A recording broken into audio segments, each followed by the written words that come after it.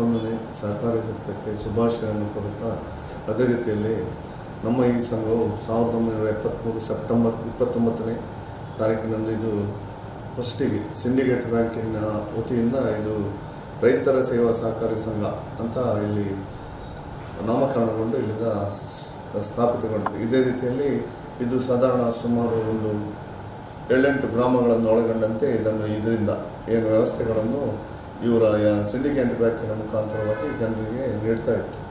ಅದೇ ರೀತಿಯಲ್ಲಿ ಇದು 1976ನೇ ಇಸವಿಯಲ್ಲಿ ಇದು ಬೇರೆ ಇದು ಇದಾಗಿತ್ತು. ಅದು ಕುಕ್ಕೇಳಿ ಬೈರಂಪಳ್ಳಿ SES ಮತ್ತು ಕುಕ್ಕೇಳಿ SES ಬ್ಯಾಂಕ್ಗಳನ್ನು ಒಟ್ಟಾಗಿ ವಿಲೀನಗೊಂಡು 1976ರಂದು ವಿಲೀನಗೊಂಡಿತು. ಅದರಂತೆ ಅದನ್ನು ಸಿಂಡಿಕೇಟ್ ರೈತರ ಸಹಕಾರಿ ಅಂತೂ ನಾಮಕರಣ ಆಯಿತು. ಅಲ್ಲಿಂದ ಸಿಂಡಿಕೇಟ್ ಬ್ಯಾಂಕಿನವರು ಈ ಸಂಸ್ಥೆಯನ್ನು ಅದರ ಸಹಾಯದಿಂದ ನಡೆಸಿಕೊಂಡು ಬರ್ತಾ ಇದ್ದರು. ಇದರಲ್ಲಿ ಏನಂತ ಹೇಳಿದರೆ ರೈತರಿಗೆ ಸಿಗುವಂಥ ಸವಲತ್ತುಗಳು ಸಿಂಡಿಕೇಟ್ ಬ್ಯಾಂಕ್ ಇದರಿಂದ ತುಂಬ ಕಡಿಮೆ ರೀತಿಯಲ್ಲಿ ಸವಲತ್ತುಗಳು ಸಿಗ್ತಾ ಇತ್ತು. ಅದೇ ರೀತಿಯಲ್ಲಿ ಇದೆಲ್ಲ ಜನರಿಗೆ ಇದರಿಂದ ತುಂಬ ತೊಂದರೆ ಆಗ್ತಿತ್ತು. ಅದೇ ರೀತಿಯಲ್ಲಿ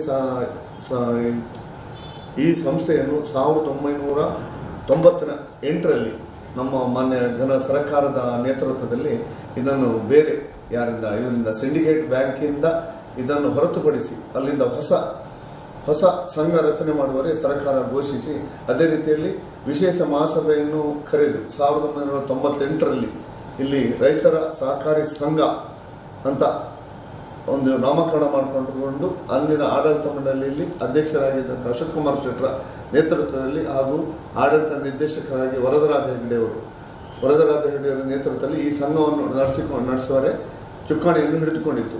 ಅದೇ ರೀತಿಯಲ್ಲಿ 1998ರಿಂದ 2008ರವರೆಗೆ ಈ ಸಂಸ್ಥೆಯನ್ನು ನಡೆಸಿಕೊಂಡು ಬಂದು ತುಂಬ ಅಲ್ಲಿ ಮಧ್ಯದಲ್ಲಿ ಕಷ್ಟ ನಷ್ಟಗಳನ್ನು ಸಹಿತ ಈ ಸಂಸ್ಥೆಯನ್ನು ಹೊಂದಿಕೊಂಡು ಸಾಧಾರಣವಾಗಿ ಒಂದು 30ರಿಂದ 40 ಲಕ್ಷಗಳಷ್ಟು ವ್ಯಾಪಾರ ನಷ್ಟವನ್ನು ಹೊಂದಿಕೊಂಡು ಸುಮಾರು ಸಾಧಾರಣ 2008ರಲ್ಲಿ ಅಲ್ಲಿ ಪುನಃ ನನ್ನನ್ನು ಆಡಳಿತ ನಿರ್ದೇಶಕರಾಗಿ ಆಡಳಿತ ಮಂಡಳಿಯನ್ನು ನೇಮಕಗೊಳಿಸಿ ಅಲ್ಲಿಂದ ಸಂಸ್ಥೆಯ ಚುಕ್ಕಾಣಿಯಿಂದ ಅಧ್ಯಕ್ಷರೊಂದಿಗೆ ಒಟ್ಟುಗೂಡಿಕೊಂಡು ನಡೆಸ್ತಾ ಬಂದು ನಾವು ಆವಾಗ ಅಲ್ಲಿಂದ ಸಾಧಾರಣ ಸುಮಾರು 2010ರಲ್ಲಿ ನಾವು ಈ ಸಂಸ್ಥೆಯನ್ನು 10 ಹಣದಲ್ಲಿ ಲಾಭ ತರುವಲ್ಲಿ ಯಶಸ್ವಿಗೊಳಿಸಿದೆ.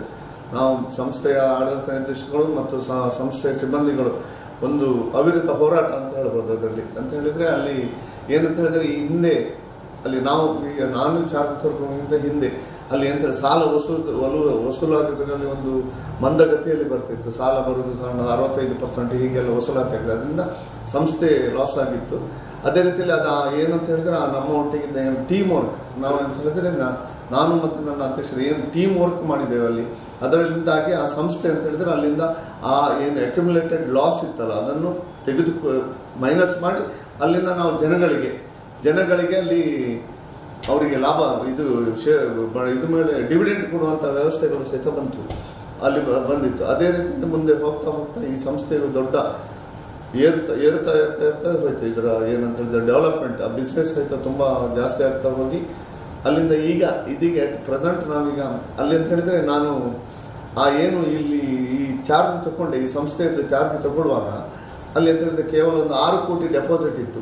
6 ಕೋಟಿ ಒಂದು 4ರಿಂದ 5 ಕೋಟಿ ಸಾಲ ಇತ್ತು. ಇದೀಗ ಸಾಧಾರಣ 107 ಕೋಟಿ ಡೆಪಾಸಿಟು. ಅದೇ ರೀತಿಯಲ್ಲಿ ಒಂದು 55ರಿಂದ 56 ಕೋಟಿ ಸಾಲಗಳು ಈಗ ಪ್ರಕೃತವಾಗಿದೆ. ಅದೇ ರೀತಿಯಲ್ಲಿ ಸಂಸ್ಥೆ ಸಹಿತ ಸುಮಾರು ಸಾಧಾರಣ ಹಿಂದಿನ ವರ್ಷದಲ್ಲಿ ಸುಮಾರು ಒಂದು 85 ಲಕ್ಷ ರೂಪಾಯಿ ಲಾಭ ಗಳಿಸಿದೆ. ಅದೇ ರೀತಿಯಲ್ಲಿ ನಾವೀಗ ಒಳ್ಳೆ ರೀತಿಯಲ್ಲಿ ಒಂದು ಮಹಾಸಭೆ, ಈ ಸಂಸ್ಥೆಯ ಮಹಾಸಭೆ ಪ್ರತಿ ವರ್ಷ ನಡೆಯುವಂಥ ಮಹಾಸಭೆಯಲ್ಲಿ ನಾವು ಜನಗಳಿಗೆ ಒಂದು ಊಟೋಪಚಾರಗಳನ್ನು ನೀಡುವಂಥ ವ್ಯವಸ್ಥೆ, ಮತ್ತು ಅಲ್ಲಿ ಏನು ಒಳ್ಳೆಯ ಏನು ರೈತರಿದ್ದಾರೆ ಅವರನ್ನು ಗುರುತಿಸಿ ಅವರಿಗೆ ಒಂದು ಸನ್ಮಾನ ಮಾಡುವಂಥ ಕೆಲಸ. ಅದೇ ರೀತಿಯಲ್ಲಿ ರೈತರ ಮಕ್ಕಳಿಗೆ ಇದು ಸ್ಕಾಲರ್ಶಿಪ್ ಕೊಡುವಂಥ ವ್ಯವಸ್ಥೆಗಳನ್ನು ಸಹಿತ ಮಾಡ್ತಾ ಇದ್ದೀವಿ. ಅದೇ ರೀತಿಯಲ್ಲಿ ಒಂದು ಈಗ ನಡೆಯುವಂಥ ಯಾವುದೇ ಸಹಕಾರ ಸಂಘದಲ್ಲಿ ನಡೆಯುವಂಥ ವ್ಯವಸ್ಥೆಗಳಿಗೆ ಈ ಸದಸ್ಯರುಗಳು ಅಷ್ಟು ಜನ ಈಗ ನಮ್ಮ ಒಂದು ಮಹಾಸಭೆ ಆಗುವಾಗ ಸಾಧಾರಣ 1,000 ಜನ ಅಂತ 1,000ಕ್ಕಿಂತಲೂ ಹೆಚ್ಚು ಜನ ಅಲ್ಲಿ ಸಭೆ ಕೊಡ್ತಾರೆ. ಮತ್ತು ಸಭೆಯಲ್ಲಿ ಸಹಿತ ಮಹಾಸಭೆಯಲ್ಲಿ ಸಹಿತ ಚರ್ಚೆ ಏನಾಗಿ ಹೋಗಿದೆ, ಅದರ 1 ವರ್ಷದ ಏನು ವರದಿ ಇರ್ತದೆ ಅದರ ಬಗ್ಗೆ ಚರ್ಚೆಯನ್ನು ಮಾಡಿಸಿದ ಅದೇ ರೀತಿಯಲ್ಲಿ ನಾವು ಏನು ಈ ಸಂಘದಿಂದ ರೈತರಿಗೆ ಸಿಗುವಂಥ 3%, 4% ಸಾಲಗಳು, ಅದೇ ರೀತಿಯಲ್ಲಿ 0% ಸಿಗುವಂಥ ಬೆಳೆ ಸಾಲವನ್ನು ಸಹಿತ ನಾವು ರೈತರಿಗೆ ನಮ್ಮ ಸ್ವಂತ ಹಣದಿಂದ ನಾವು ಅದನ್ನು ವಿತರಿಸ್ತಾ ಇದ್ದೇವೆ. ಅದೇ ರೀತಿಯಲ್ಲಿ ನಮ್ಮಲ್ಲಿ ಸಾಧಾರಣ ಒಂದು 500ವರೆಗಿನ ಇದಿದೆ. ಏನಂತ ಹೇಳಿದರೆ ಸ್ವಸಹಾಯ ಸಂಘಗಳ ಗುಂಪುಗಳಿವೆ. ಅದನ್ನು ಸಹಿತ ನಿರ್ವಹಿಸ್ತಾ ಬಂದ ಅವರಿಗೆ ಬೇಕಾದಂಥ ವ್ಯವಸ್ಥೆಗಳನ್ನು, ಅವರಿಗೆ ಬೇಕಾಗುವಂಥ ಸಾಲಗಳನ್ನು ಸಹಿತ ಈ ಸಂಸ್ಥೆ ನೀಡ್ತಾ ಇದೆ. ಅದೇ ರೀತಿಯಲ್ಲಿ ನಮ್ಮದು ಸಾಧಾರಣ ಈಗ ಈ ಸಂಸ್ಥೆ ಸ್ಟಾರ್ಟ್ ಆಗಿ 50 ವರ್ಷಗಳು ಆಗ್ತಂತ 50 ವರ್ಷ ಆಗಿದೆ. ಅದೇ ರೀತಿಯಲ್ಲಿ ನಾವು ಈ ಸಂಸ್ಥೆ 50 ವರ್ಷ ಆದ ಬಗ್ಗೆ ಸುವರ್ಣ ಮಹೋತ್ಸವ ಆಚರಿಸುವ ಒಂದು ಕಾರ್ಯಕ್ರಮವನ್ನು ಸಹಿತ ನಾವು ಹಮ್ಮಿಕೊಂಡಿದ್ದೇವೆ. ಅದೇ ರೀತಿ ಸುವರ್ಣೋತ್ಸವ ಅಂದರೆ ಅದು ಈ ವರ್ಷ 50 ವರ್ಷ ಪೂರ್ಣ ಆಗ್ತದೆ. ಆದ್ದರಿಂದ ನಾವು ಅದನ್ನು ಸುವರ್ಣ ಮಹೋತ್ಸವ ನೆಕ್ಸ್ಟ್ ಬರುವ ವರ್ಷದಲ್ಲಿ ಮಾಡುವಂಥ ಒಂದು ಆಡಳಿತ ಮಂಡಳಿಯು ನಿರ್ಧಾರವನ್ನು ಮಾಡಿದೆ. ಅದೇ ರೀತಿಯಲ್ಲಿ ನಾವು ನಮ್ಮ ಜಿಲ್ಲಾ ಬ್ಯಾಂಕಿನ ಅಧ್ಯಕ್ಷರಾದ ಗೌರವಾನ್ವಿತ ಡಾಕ್ಟರ್ ರಾಜೇಂದ್ರ ಕುಮಾರ್ ಅವರ ಒಂದು ಸಾರಥ್ಯದಲ್ಲಿ ಆ ಸುವರ್ಣ ಮಹೋತ್ಸವವನ್ನು ನಡೆಸಿದ್ದು ಅಂತೇಳಿ ನಾವು ತೀರ್ಮಾನಿಸಿದ್ದೇವೆ, ನಮ್ಮ ಆಡಳಿತ ಮಂಡಳಿ ತೀರ್ಮಾನಿಸಿದ್ದೇವೆ.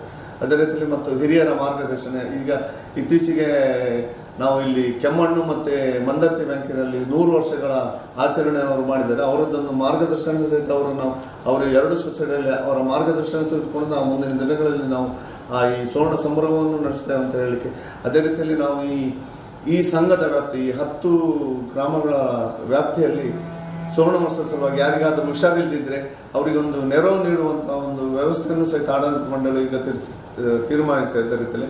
ಮತ್ತು ಬೇರೆ ರೀತಿಯಲ್ಲಿ ಈಗ ಏನೋ ಒಂದು ಬ್ಲಡ್ ಕ್ಯಾಂಪ್ ಮಾಡೋದು ಅಥವಾ ಆರೋಗ್ಯ ಶಿಬಿರ ಮಾಡೋದು, ಕೆಲವೊಂದು ಅದರ ಬಗ್ಗೆ ಆ ಸುವರ್ಣ ಮಹೋತ್ಸವದ ಬಗ್ಗೆ ಒಂದು ಮಾಡುವಂಥ ಕಾರ್ಯಕ್ರಮಗಳನ್ನು ಮಾಡಬೇಕಂತ ಈ ಆಡಳಿತ ಮಂಡಳಿ ನಿರ್ಧಾರ ಮಾಡಿಕೊಂಡಿದೆ. ಅದೇ ರೀತಿಯಲ್ಲಿ ನಮ್ಮ ಸಿಬ್ಬಂದಿಗಳು ಈ ಒಟ್ಟಾರೆ ಒಂದು 30 ಸಿಬ್ಬಂದಿಗಳಿದ್ದಾರೆ. ಒಳ್ಳೆ ರೀತಿಯಲ್ಲಿ ಅವರ ಜನರ ಸೇವೆ ಮಾಡಲಿಕ್ಕೆ ಅವರು ಯಾವಾಗಲೂ ರೆಡಿ ಇದ್ದಾರೆ. ಅವರು ಜನರ ಸೇವೆ ಅಂತ ಹೇಳಿದರೆ ಅವರಿಗೆ ಬೇಕಾಗುವಂಥ ವ್ಯವಸ್ಥೆಗಳನ್ನು, ಈಗ ನಾವು ಎಮರ್ಜೆನ್ಸಿ ಲೋನ್ ಇದ್ದರೆ ಇಮಿಡಿಯೇಟ್ ಅವರಿಗೆ ಅವರ ಒಂದು ದಾಖಲೆ ಪತ್ರಗಳು ಸರಿಯಾದ ರೀತಿಯಲ್ಲಿ ದಾಖಲಾತಿಗಳು ಸಹಿತ ಕೂಡಲೇ ಕೊಡುವಂಥ ವ್ಯವಸ್ಥೆಯನ್ನು ಸಹಿತ ನಮ್ಮ ಏನು ಆ ಟೀಮ್ ಅಂತ ಹೇಳಿದ ನಮ್ಮ ಸಿಬ್ಬಂದಿಗಳ ಟೀಮ್ ರೆಡಿಯಾಗಿದೆ. ಕೂಡಲೇ ಮಾಡುವ ವ್ಯವಸ್ಥೆ ಅಂತ ಈಗ ಆಡಳಿತ ಮಂಡಳಿಯೂ ಸಹಿತ ಅದಕ್ಕೆ ಫುಲ್ಲು ಸಪೋರ್ಟಿವ್ ಆಗಿ ನಿಂತಿದ್ದಾರೆ. ನಾವು ಏನೇ ಒಂದು ಒಳ್ಳೆ ಕೆಲಸ ಮಾಡುವಾಗ ಆಡಳಿತ ಮಂಡಳಿ ಒಂದು ಒಳ್ಳೆ ಆಡಳಿತ ಮಂಡಳಿ ಇದ್ದರೆ ಮಾತ್ರ ಒಂದು ಸಂಸ್ಥೆಯನ್ನು ಒಳ್ಳೆ ರೀತಿಯಲ್ಲಿ ಮುಂದೆ ಸಾಗಿಸಲಿಕ್ಕೆ ಸಾಧ್ಯವಿದೆ ಅನ್ನೋದನ್ನು ನಾವು ಇದ್ದೀವಿ. ಅದೇ ರೀತಿಯಲ್ಲಿ ಈ ಆಡಳಿತ ಮಂಡಳಿ ಒಳ್ಳೆ ರೀತಿಯಲ್ಲಿ ನಡೀಲಿಕ್ಕೆ ಇದೆ ಅನ್ನುವಂಥ ಭಾವನೆ ಏನಂತ ಹೇಳಿದರೆ, ಮೊನ್ನೆ ಇತ್ತೀಚೆಗಷ್ಟೇ ಎಲೆಕ್ಟೆಡ್ ಆಗಿ ಬಂದಂಥ ಆಡಳಿತ ಮಂಡಳಿ ಜನರೇ ಅವರನ್ನು ಈಗ ಏನಂತ ಹೇಳಿದರೆ ಎಲೆಕ್ಷನ್ ಆದಾಗ ರಾಜ್ಯ ಪಂಚಾಯತಿಗೆ ಅಂಥದ್ದೆಲ್ಲ ಇದೆಲ್ಲ ಜನರೇ ಅವರನ್ನು ಎಲೆಕ್ಟ್ ಮಾಡಿದ್ದಾರೆ. ಹಿಂದಿನ ಕೆಲವೊಂದು ವ್ಯಕ್ತಿಗಳು ಸಹಿತ ಅದರಿದ್ದಾರೆ ಮತ್ತು ಹೊಸ ವ್ಯಕ್ತಿಗಳು ಇದ್ದಾರೆ. ಅದರ ಅಧ್ಯಕ್ಷರು ಮಾತ್ರ ಈ ಸಾಧಾರಣ ಒಂದು 1998 ಇಸ್ವಿಯಿಂದ ಅವರೇ ಅಧ್ಯಕ್ಷರಾಗಿ ಸಾಧಾರಣ ಸತತವಾಗಿ ಒಂದು 30 ವರ್ಷಗಳಿಂದ ಅಧ್ಯಕ್ಷರಾಗಿ ಅವರೇ ನಡೆದ ಇಲ್ಲಿ ಪುನರಾವರ್ತನೆಗೊಳ್ತಾ ಇದ್ದಾರೆ. ಯಾಕಂತ ಹೇಳಿದರೆ ಅವರ ಒಂದು ಒಳ್ಳೆ ಆಡಳಿತ ಇರಲಿಕ್ಕೆ ಹೋಗಿ ಮಾತ್ರ ಅವರು ಪುನಃ ಅವರು ಅಧ್ಯಕ್ಷರಾಗಿ 5 ವರ್ಷಕ್ಕೊಮ್ಮೆ ಆಯ್ಕೆಗೊಳ್ತಾರೆ. ಇಲ್ಲದ್ರೆ ಜನಗಳೇ ಅವರನ್ನು ಇದು ಮಾಡ್ತಾರೆ. ಆಯ್ಕೆಗೊಳ್ಳಿಕ್ಕೆ ಅವರನ್ನು ಏನು ಎಲೆಕ್ಷನ್ ಆಗೋದು ಅದರಲ್ಲಿ ಅವರನ್ನು ಜನಗಳು ಒಪ್ಪಿಕೊಳ್ಳಿದ್ರು. ಅದೇ ರೀತಿಯಲ್ಲಿ ಒಳ್ಳೆಯ ಅಧ್ಯಕ್ಷರಿದ್ದಾರೆ, ಒಳ್ಳೆಯ ಆಡಳಿತ ಮಂಡಳಿ ಇದೆ, ಒಳ್ಳೆಯ ಸಿಬ್ಬಂದಿಗಳು. ಈಗ 30 ನಾವು ಎಲ್ಲ ಸಿಬ್ಬಂದಿಗಳಿಗೆ ಅದೇ ರೀತಿಯಲ್ಲಿ ಎಲ್ಲ ಯೂನಿಫಾರ್ಮ್ ಒಂದೇ ರೀತಿಯ ಇದು ಡ್ರೆಸ್ ಕೊಟ್ಟಿದ್ದೇವೆ, ಒಂದೇ ರೀತಿಯ ಯೂನಿಫಾರ್ಮ್ ಹಾಕಿದ್ದಾರೆ. ಮತ್ತು ಅದೇ ರೀತಿಯಲ್ಲಿ ಕೆಲವೊಂದು ನಮ್ಮ ಇದರಲ್ಲೆಲ್ಲ ನಾವು ಬೇರೆ ಸಂಘ ಸಂಸ್ಥೆಗಳಲ್ಲಿ ಸ್ಪೋರ್ಟ್ಸ್ ಆಗಲಿ ಯಾವುದರಾಗಲಿ ನಾವು ಅಲ್ಲಿ ಹೋಗಿ ಪಾರ್ಟಿಸಿಪೇಟ್ ಮಾಡಲಿಕ್ಕೆ ನಾವು ಫಸ್ಟಿಗೆ ನಾವು ಅವರಿಗೆಲ್ಲ ಪಾರ್ಟಿಸಿಪೇಟ್ ಮಾಡಿದ್ರೆ ನಾವು ಅದರ ಬಗ್ಗೆ ತುಂಬ ಆಸಕ್ತಿ, ನಮ್ಮ ಸಿಬ್ಬಂದಿಗಳು ಸಹಿತ ಆಸಕ್ತಿ ವಹಿಸ್ತಾರೆ. ನಾನು ಸಹಿತ ಅದರಲ್ಲಿ ಅವರಿಗೆ ಸಪೋರ್ಟಿವ್ ಆಗಿ ನಿಂತಿದ್ದೇನೆ. ಅವರು ಏನೋ ಒಂದು ಮಾಡುವಂಥ ಕಾರ್ಯದಲ್ಲಿ ಒಳ್ಳೆಯ ಕಾರ್ಯದಲ್ಲಿ ನಾನು ಅವರಿಗೆ ಸಪೋರ್ಟಿವ್ ಆಗಿ ಯಾವುದರಲ್ಲಿ ಅವರು ಯಾವ ಇದರಲ್ಲಿ ಸಹಿತ ನಾವು ಬಿಟ್ಟು ಕೊಡುವಂಥ ಪರಿಸ್ಥಿತಿ ಇಲ್ಲ. ನನ್ನ ಆಡಳಿತ ಮಂಡಳಿ ಸಹಿತ ಹಾಗೆ ಅವರಿಗೆ ಫುಲ್ ಸಪೋರ್ಟಿವ್ ಆಗಿ ನಿಂತಿದೆ. ಅದೇ ರೀತಿಯಲ್ಲಿ ಎಲ್ಲ ಈಗ ನಾವು ಅಂತ ಹೇಳಿದರೆ ಈಗ ನಮ್ಮದೀಗ ಏನು 7 ಅಂತ ಹೇಳಿ 7 ಶಾಖೆಗಳಿವೆ. ಅದೇ ರೀತಿಯಲ್ಲಿ 8 ಮಾರಾಟ ಕೇಂದ್ರಗಳಿದೆ. 7 ಶಾಖೆಗಳು ಕೇವಲ 1 ಶಾಖೆ ಮಾತ್ರ ಬಾಡಿಗೆ ಕಟ್ಟಡದಲ್ಲಿ ಕಾರ್ಯನಿರ್ವಹಿಸಿದೆ. ಅದನ್ನು ಸಹಿತ ಮುಂದಿನ ದಿನಗಳಲ್ಲಿ ಜಾಗ ಖರೀದಿ ಮಾಡಿಕೊಂಡು ಅಲ್ಲಿ ಸಹಿತ ನಮ್ಮದೇ ಸ್ವಂತ ಕಟ್ಟಡ ನಿಲ್ಲುವರೆ ನಾವು ಒಂದು ವ್ಯವಸ್ಥೆಯನ್ನು ಈಗ ಆಡಳಿತ ಮಂಡಳಿ ತೀರ್ಮಾನಿಸಿದೆ. ಅದೇ ರೀತಿಯಲ್ಲಿ ಮುಂದಿನ ದಿನಗಳಲ್ಲಿ ಅದು ಸಹಿತ ಆಗುತ್ತೆ. ಅದೇ ರೀತಿಯಲ್ಲಿ ಎಲ್ಲ ಶಾಖಾ ಅಂತ ಹೇಳಿದ್ರೆ ಈಗ ಬೆಳ್ಳಂಪಳ್ಳಿ ಮತ್ತು ಪೆರಡೂರು ಇದು ಎಲ್ಲ ಇದು ನಾವು ಹವಾನಿಯಂತ್ರಣದ ಕಟ್ಟಡವಾಗಿ ಹೊಸ ಕಟ್ಟಡವನ್ನು ಕಟ್ಟಿದೆ. ಅದೇ ರೀತಿಯಲ್ಲಿ ಈಗ ಅರಿಕಂಡಿಗೆಯಲ್ಲಿ ಹೊಸ ಜಾಗವನ್ನು ಒಂದು ಖರೀದಿ ಮಾಡಿ ಅಲ್ಲಿ ಸಹಿತ ಹೊಸ ಕಟ್ಟಡವನ್ನು ಕಟ್ಟುವರೆಗೆ ಆಡಳಿತ ಮಂಡಳಿ ತೀರ್ಮಾನಿಸಿದ್ದು. ಟೆಂಡರಿಗಾಗಿ ಅದನ್ನು ಟೆಂಡರ್ ಪ್ರಕ್ರಿಯೆ ಈಗ ನಡೆಯುತ್ತಿದೆ. ಅಲ್ಲಿ ಸಹಿತ ಹವಾನಿಯಂತ್ರಿತ ಕಟ್ಟಡವನ್ನು ಕಟ್ಟುವರೆಗೆ ನಾವು ಆಲೋಚನೆ ಮಾಡಿದ್ದೇವೆ. ಅದೇ ರೀತಿ ಕೊಡಿಬೆಟ್ಟಲ್ಲೂ ಸಹಿತ ಹವಾನಿಯಂತ್ರ, ಅಲ್ಲಿ ಸಹಿತ ಸ್ವಂತ ನೆಲೆ ಇದ್ದು ಅಲ್ಲಿ ಸಹಿತ ಹವಾನಿಯಂತ್ರಿತ ಕಟ್ಟಡವನ್ನು ಕಟ್ಟಿ ಜನರಿಗೆ ಒಂದು ಒಳ್ಳೆಯ ರೀತಿಯ ವ್ಯವಸ್ಥೆಯನ್ನು ಕೊಡುವರೆ ಸದಾ ಸಿದ್ಧರಾಗಿದೆ ಅಂತ ನಾನು ಹೇಳಲಿಕ್ಕೆ ಸಂತೋಷ ಪಡ್ತೇನೆ.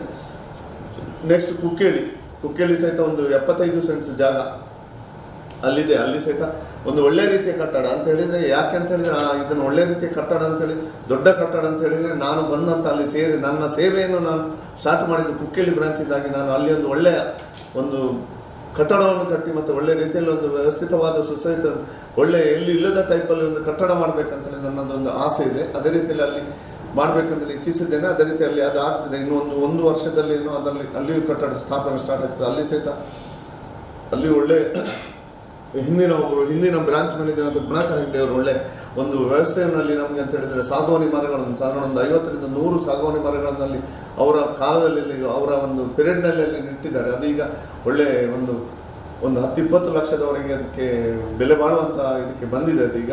ಅದೇ ರೀತಿ ನಾವು ಅದೇ ಮರವನ್ನು ಅದೇ ಕಟ್ಟಡಕ್ಕೆ ಉಪಯೋಗಿಸಿ ಒಳ್ಳೆ ರೀತಿಯ ಕಟ್ಟಡ ಮಾಡುವರೆ ಅಂತೇಳಿ ನಾವು ಅದನ್ನು ಸಹಿತ ಒಂದು ಆಲೋಚನೆ ಮಾಡ್ತಾ ಇದ್ದೇವೆ.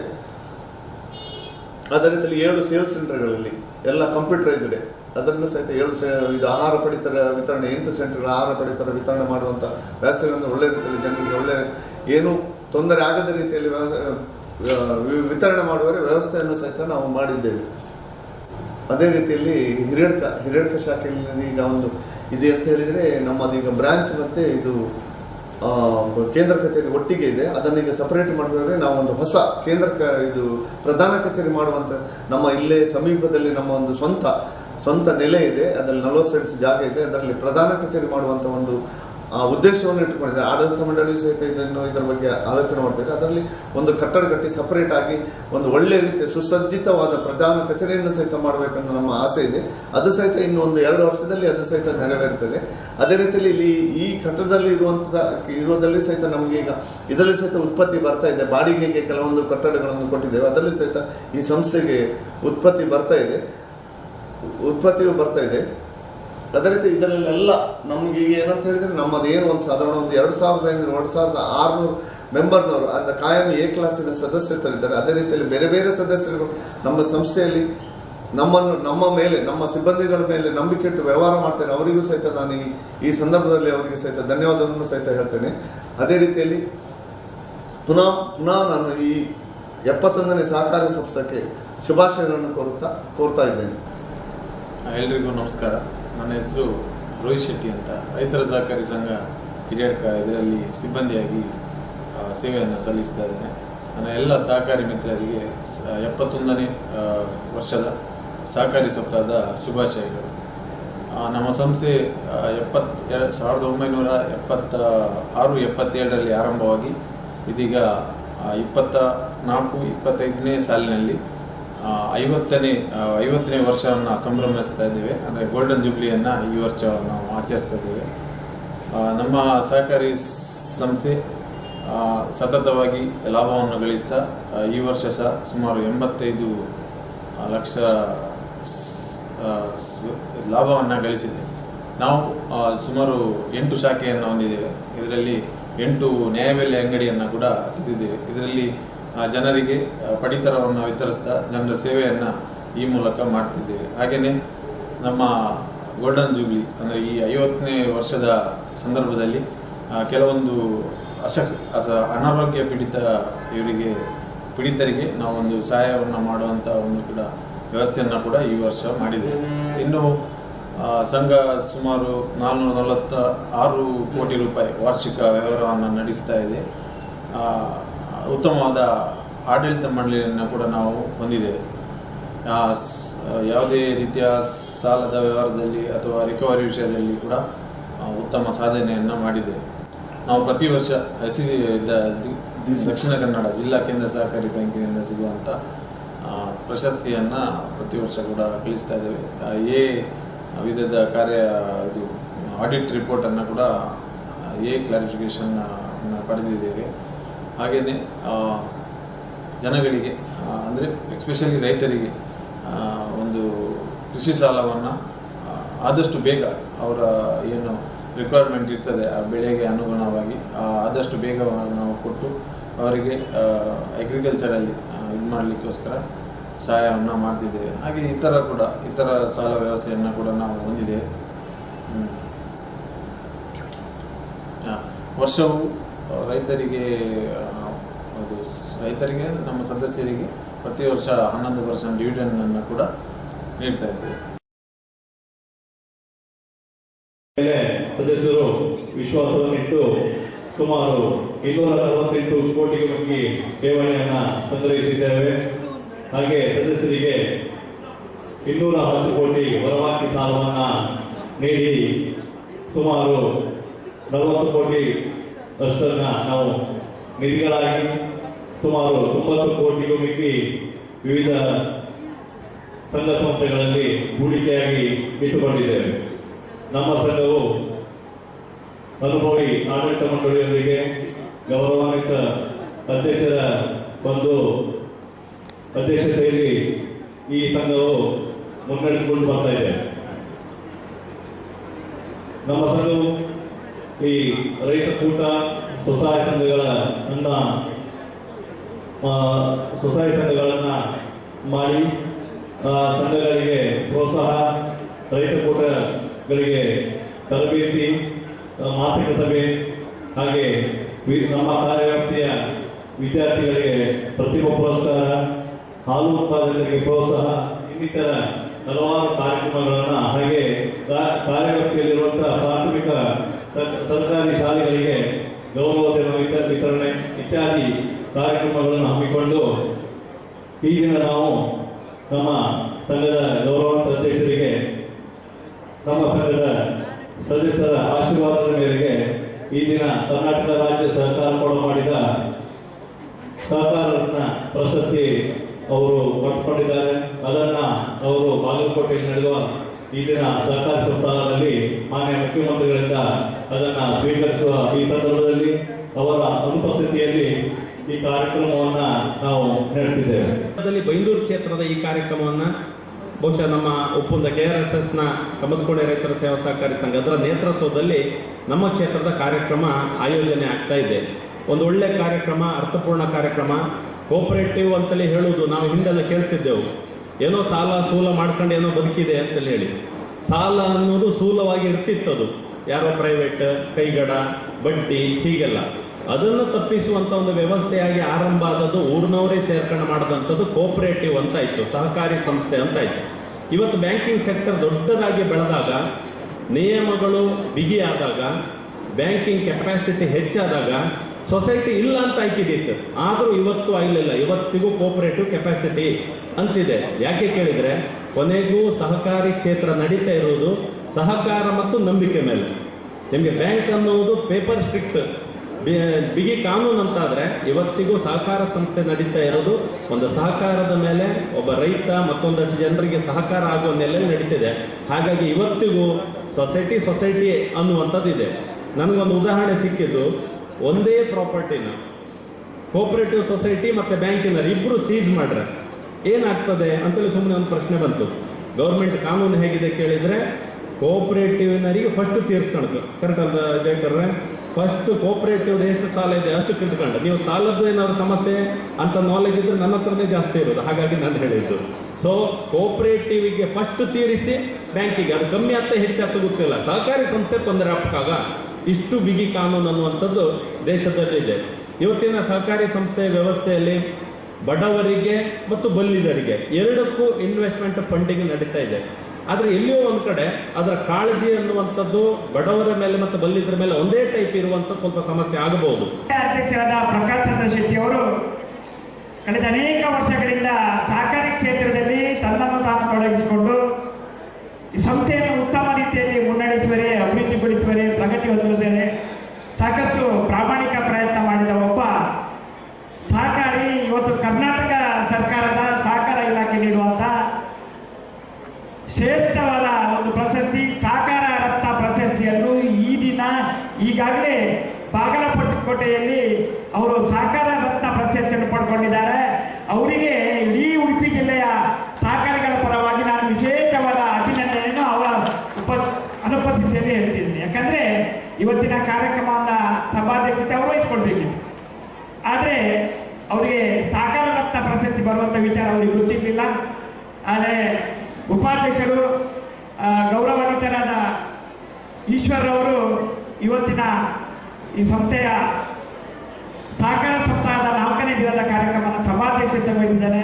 ಗೌರವಾನ್ವಿತರಾದ ಈಶ್ವರವರೇ, ವೇದಿಕೆಯಲ್ಲಿ ಈಗಾಗಲೇ ಕಾರ್ಯಕ್ರಮದ ಇತಿಹಾಸ ಇರುವ ನಮ್ಮ ದೇಶದಲ್ಲಿ ಇವತ್ತು ಸಹಕಾರಿ ಚಳವಳಿಯಿಂದ ಮಾತ್ರ ದೇಶದ ಆರ್ಥಿಕ ಅಭಿವೃದ್ಧಿ ಸಾಧ್ಯ ಎನ್ನುವಂಥ ಮಟ್ಟಕ್ಕೆ ಎಲ್ಲರೂ ಕಂಡುಕೊಂಡಿದ್ದಾರೆ. ವಿಶೇಷವಾಗಿ ಕೇಂದ್ರದಲ್ಲಿ ಸಹಕಾರ ಸಚಿವಾಲಯವನ್ನು ಪ್ರಾರಂಭ ಮಾಡುವುದರ ಮುಖಾಂತರ ಕೇಂದ್ರದ ಸಹಕಾರ ಸಚಿವರಾಗಿ ಅಮಿತ್ ಶಾ ಅವರು ಅನೇಕ ಬದಲಾವಣೆಗಳನ್ನು ಇವತ್ತು ದೇಶಾದ್ಯಂತ ಸಹಕಾರಿ ರಂಗದಲ್ಲಿ ತರ್ತಾ ಇದ್ದಾರೆ. ನಮ್ಮ ರಾಜ್ಯದ ಸಹಕಾರ ಸಚಿವರಾದ ಕೆ.ಎನ್. ರಾಜಣ್ಣನವರು ನಿನ್ನೆ ದಿನ ರಾಜ್ಯ ಮಟ್ಟದ ಕಾರ್ಯಕ್ರಮ ಮಂಗಳೂರಲ್ಲಾಯಿತು. ನಿನ್ನೆ ಕಾರ್ಯಕ್ರಮ ಬಂದಿದ್ರು. ಒಳ್ಳೆ ರೀತಿಯಲ್ಲಿ ನಮ್ಮ ನಾಯಕರಾದ ಡಾಕ್ಟರ್ ಎಂ.ಎನ್. ರಾಜೇಂದ್ರ ಕುಮಾರ್ ನೇತೃತ್ವದಲ್ಲಿ ಒಂದು ಅಚ್ಚುಕಟ್ಟಾದ ಒಂದು ಉತ್ತಮ ರೀತಿಯ ರಾಜ್ಯ ಮಟ್ಟದ ಕಾರ್ಯಕ್ರಮವನ್ನು ಅವರು ಅವಿಭಜಿತ ದಕ್ಷಿಣ ಕನ್ನಡ ಜಿಲ್ಲೆಯ ಎಲ್ಲ ಸಹಕಾರಿಗಳನ್ನು ಸೇರಿಸಿಕೊಂಡು ಮಂಗಳೂರಲ್ಲಿ ಯಶಸ್ವಿಯಾಗಿ ಮಾಡಿದ್ದಾರೆ. 15,000ಕ್ಕೂ ಮೇಲ್ಪಟ್ಟು ಸಹಕಾರಿಗಳು ನಿನ್ನೆ ಮಂಗಳೂರಲ್ಲಿ ಭಾಗವಹಿಸಿದ್ದಾರೆ. ನಾನು ರಾಜೇಂದ್ರ ಕುಮಾರ್ ಅವರಿಗೆ ಈ ವೇದಿಕೆಯಲ್ಲಿ ವಿಶೇಷವಾದ ಅಭಿನಂದನೆಯನ್ನು ಕೊಡ್ತಾ ಇದ್ದೇನೆ. ಯಾಕಂದ್ರೆ ಎಲ್ಲ ಸಹಕಾರಿಗಳನ್ನು ಒಟ್ಟು ಸೇರಿಸಿಕೊಂಡು ನಿರಂತರವಾಗಿ ಅವರು ಕಾರ್ಯಕ್ರಮ ಮಾಡ್ತಾ ಇದ್ದಾರೆ. ಗೌರವಾನ್ವಿತರೆ, ಸಹಕಾರಿ ಕ್ಷೇತ್ರ ಇವತ್ತು ಬೃಹದಾಕಾರವಾಗಿ ಬೆಳೆದಿದೆ. ನಮ್ಮ ದೇಶದ ಆರ್ಥಿಕ ವ್ಯವಸ್ಥೆ ಇವತ್ತು ಸಹಕಾರಿ ಕ್ಷೇತ್ರದಿಂದ ಮಾತ್ರ ಅಭಿವೃದ್ಧಿ ಹೊಂದಲಿಕ್ಕೆ ಸಾಧ್ಯ ಎನ್ನುವಂಥ ವಿಚಾರಗಳನ್ನು ನಮ್ಮ ಗೌರವಾನ್ವಿತ ಪ್ರಧಾನಮಂತ್ರಿಯಾದ ನರೇಂದ್ರ ಮೋದಿ ಇರ್ಬೋದು, ಅಥವಾ ನಮ್ಮ ಕೇಂದ್ರದ ಸಹಕಾರ ಮಂತ್ರಿಯಾದ ಅಮಿತ್ ಶಾ ಇರ್ಬೋದು, ಅಥವಾ ಎಲ್ಲ ಇವತ್ತು ಅಧಿಕಾರಿ ವರ್ಗದವರು ಕಂಡುಕೊಂಡಿದ್ದಾರೆ. ಇವತ್ತು ನಮ್ಮ ಜಿಲ್ಲೆ ಮಟ್ಟ ಹೇಳುವುದಾದ್ರೆ ಈಗಾಗಲೇ ಶಾಸಕರು ಹೇಳಿದರು, ಸುಮಾರು 4,000 ಕೋಟಿ ರೂಪಾಯಿ ಠೇವಣಿ ಇವತ್ತು ಸಹಕಾರಿ ಕ್ಷೇತ್ರದಲ್ಲಿ ತೊಡಗಿಸಿಕೊಂಡಿದ್ದಾರೆ. ನಾನು ಯಾಕೆ ಹೇಳ್ತೇನೆ, 4,000 ಸಿಬ್ಬಂದಿ ವರ್ಗದವರು ಸಹಕಾರಿ ಕ್ಷೇತ್ರದಲ್ಲಿ ಇವತ್ತು ಉಡುಪಿ ಜಿಲ್ಲೆಯಲ್ಲಿದ್ದಾರೆ. ಅನೇಕ ಇವತ್ತು ವಿದ್ಯಾಭ್ಯಾಸ ಮಾಡಿದವರಿಗೆ ಉದ್ಯೋಗದ ವ್ಯವಸ್ಥೆಯನ್ನು ಸಹಕಾರಿ ಕ್ಷೇತ್ರದಲ್ಲಿ ಆಗ್ತಾ ಇದೆ. ಯಾಕೆ ಇದು ಪ್ರಗತಿ ಹೊಂದುತ್ತಾ ಇದೆ? ಗೌರವಾನ್ವಿತ ವೇದಿಕೆಯಲ್ಲಿ ನಿರ್ದೇಶಕ ಮಂಡಳಿ ಸದಸ್ಯರನ್ನು ನೋಡಿದ್ದೀರಿ ಅಲ್ವಾ? ನಮ್ಮ ಯೂನಿಯನ್ನ ಮುಖ್ಯ ಕಾರ್ಯನಿರ್ವಹಣಾಧಿಕಾರಿ ಅನುಷಾ ಮೇಡಮ್ ಅವರಿದ್ದಾರೆ, ಅಥವಾ ಜಿಲ್ಲಾ ಸಹಕಾರಿ ಯೂನಿಯನ್ ಸಿಬ್ಬಂದಿ ವರ್ಗದವರಿದ್ದಾರೆ. ಎಲ್ಲರೂ ಇವರೆಲ್ಲ ಸ್ಥಳೀಯರು. ನಿಮ್ಮ ಅವಶ್ಯಕತೆ ಏನು? ಸಾಲ ಸೌಲಭ್ಯ ನೀಡಿದ್ರೆ ಯಾರಿಂದ ಮರುಪಾವತಿ ಸಾಮರ್ಥ್ಯ ಇದೆ ಎನ್ನುವ ಎಲ್ಲ ವಿಚಾರಗಳನ್ನು ಇವರು ತಿಳ್ಕೊಂಡಿದ್ದಾರೆ. ಅದೇ ರೀತಿಯಲ್ಲಿ ಸಿಬ್ಬಂದಿ ವರ್ಗದವರು ಎಲ್ಲ ಸ್ಥಳೀಯರು.